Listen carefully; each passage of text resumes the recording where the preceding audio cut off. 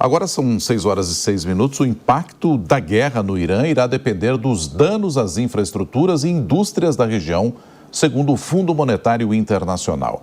Quem tem mais detalhes para a gente ao vivo na capital paulista sobre esse assunto é a repórter Danúbia Braga, que participa aqui do Jornal da Manhã. Danúbia, bom dia e bem-vinda. Oi, Nonato, bom dia para você, bom dia a todos. Pois é, o FMI também disse que esse impacto, seja na indústria, na infraestrutura, mas pode ser principalmente sentido se o aumento na energia for ali persistente ou de curta duração.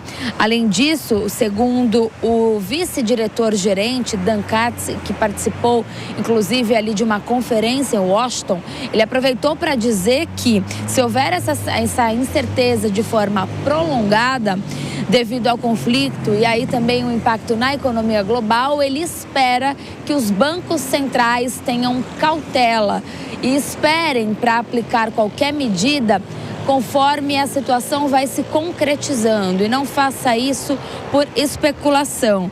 Katz também diz que o conflito pode ter um impacto muito grande na economia global em uma série de indicadores, seja inflação, crescimento e assim por diante nas palavras dele. Mas que ainda tudo é incerto, é cedo demais para ter uma convicção firme. Além disso, ele disse que antes dos ataques aéreos também dos Estados Unidos e de Israel ao Irã e desses contra-ataques em toda a região, o FMI tinha previsto um crescimento do PIB global grande, de 3,3%, superando as perturbações tarifárias, então, devido, em parte, ali, um bom crescimento contínuo que vinha acontecendo globalmente, principalmente devido a um boom de investimentos em IAs e também expectativas de ganhos de produtividade.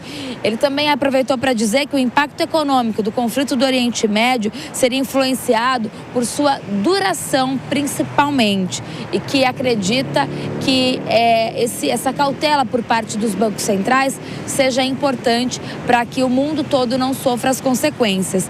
O FMI também disse que estava monitorando todas as perturbações em relação ao conflito no comércio e na atividade econômica e principalmente o aumento no preço da energia, o aumento da volatilidade também no mercado financeiro. Então o FMI acompanha com cautela todo esse cenário e pede principalmente que os bancos centrais esperem as coisas acontecer para que aplique qualquer tipo de sanção. É claro que é um assunto infinitamente delicado e a gente vai seguir de olho. Volto com você, Nonato. É isso. Danúbia Braga, em São Paulo, obrigado. Danúbia é assunto aqui para a primeira rodada de análise do Mano Ferreira, que está com a gente nesta manhã de quarta-feira. Mano, a gente tem essa preocupação do FMI, lembrando que essa preocupação já ocorreu quando a Rússia invadiu a Ucrânia e já se vão 4 anos.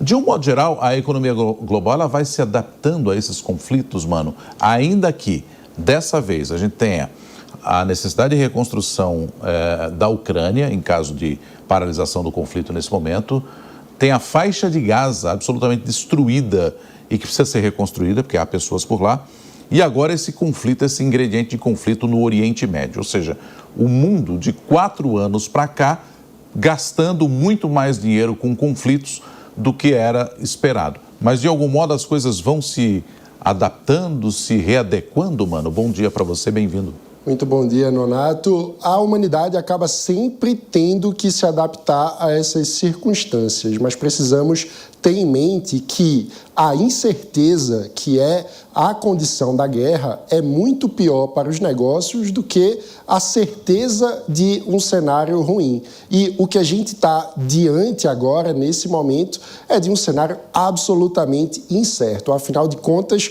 por quanto tempo durará o conflito?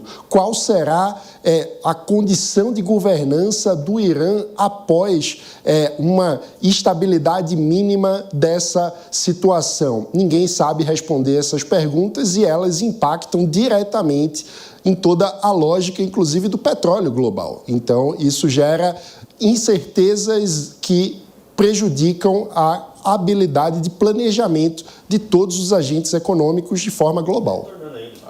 Aliás, essa história aí do petróleo global, né? A gente tem o Donald Trump dizendo que pode até usar a Marinha Americana para liberar o Estreito de Hormuz em caso de fechamento mais prolongado por parte do governo iraniano. A ver como isso vai se dar. Agora, mano, olhando aqui pelo Brasil, há pouco a gente teve uma reportagem sobre o presidente Lula, do Daniel Lian, e o presidente exaltando o SUS e defendendo a soberania do Brasil sem necessariamente citar os Estados Unidos. O presidente vai ter um encontro, está previsto para o final desse mês, com o Donald Trump lá nos Estados Unidos. Esse conflito e essas falas do presidente, claro que não cita diretamente os Estados Unidos, mas muitas vezes pode ser interpretado como uma indireta. Como é que isso impacta nesse encontro que ele vai ter com o Donald Trump ou absolutamente não impacta nada, mano?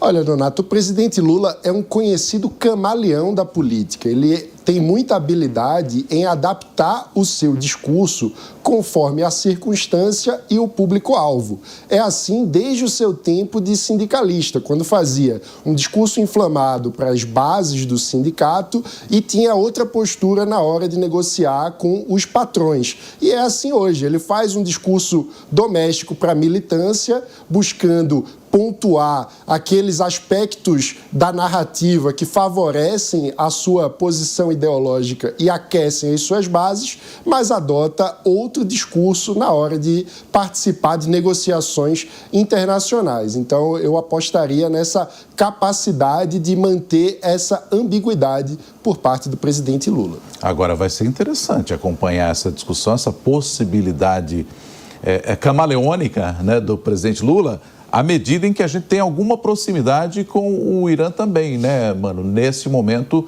o Brasil tem, sim, proximidade com o Irã, que está sendo atacado pelos Estados Unidos, que vê o regime como um regime muito ruim para o mundo todo, né? Exatamente, e vale lembrar que num contexto em que nós tivemos a morte de milhares de manifestantes pela simples expressão de uma opinião contrária ao regime, o que nós assistimos do ponto de vista da posição da política externa brasileira foi o silêncio. E aí é muito difícil ter coerência e credibilidade internacional quando nós silenciamos diante de uma agressão absurda aos direitos humanos e depois vamos invocar outros princípios fundamentais do direito internacional para condenar o ataque americano. Afinal de contas, somos guiados por princípios ou por conveniência? Mano Ferreira volta daqui a pouco analisando outros assuntos aqui no Jornal da Manhã.